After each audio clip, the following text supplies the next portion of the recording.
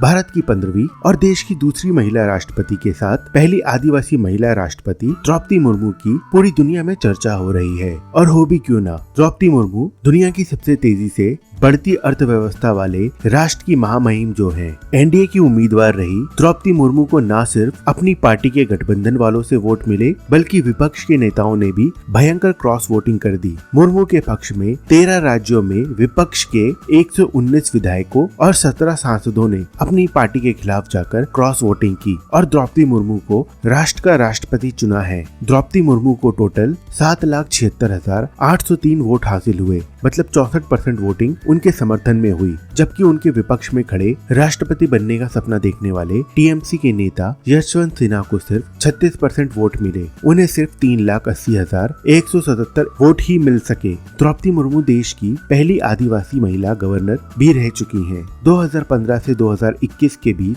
वह झारखंड की गवर्नर रही हैं। 20 जून 1958 में जन्मी मुर्मू की पढ़ाई लिखाई भुवनेश्वर के रामा देवी वुमेन्स कॉलेज से हुई है। वह स्नातक हैं। उन्होंने अपने करियर की शुरुआत शिक्षक के तौर पे की थी। राजनीति में आने से पहले वह रायरंगपुर के एक स्कूल में पढ़ाती थी। उनके पति श्याम चरण मुर्मू अब इस दुनिया में नहीं है। उनकी एक बेटी है, उसका नाम इतिश्री मुर्मू है। चलिए अब जानते हैं कि भारत के राष्ट्रपति को क्या क्या सुविधाएं मिलती है और उनकी सैलरी कितनी होती है। राष्ट्रपति भारत का सर्वोच्च पद होता है, इसलिए द्रौपदी मुर्मू अब भारत की प्रथम नागरिक कहलाएंगी। राष्ट्रपति का देश की राजनीति में ज्यादा दखल नहीं होता है, लेकिन राष्ट्रपति के दखल देने पर बड़े बड़ों की राजनीति खत्म हो जाती है। साल 2017 तक भारत के राष्ट्रपति की सैलरी सिर्फ 1.5 लाख रुपए तक होती थी। इससे ज्यादा सैलरी तो विधायकों, मंत्रियों और ब्यूरोक्रेट्स को मिलती थी। साल 2017 में भारत की राष्ट्रपति की सैलरी बढ़ाकर 5 लाख रुपए पर मंथ कर दी गई थी, मतलब साल का 60 लाख रुपए भारत के राष्ट्रपति का एनुअल पैकेज होता है। 5 सालों के कार्यकाल में भारत के राष्ट्रपति को 3 करोड़ रुपए बतौर सैलरी मिलते हैं। भारत की नई राष्ट्रपति द्रौपदी मुर्मू को भी 5 लाख रुपए पर मंथ के हिसाब से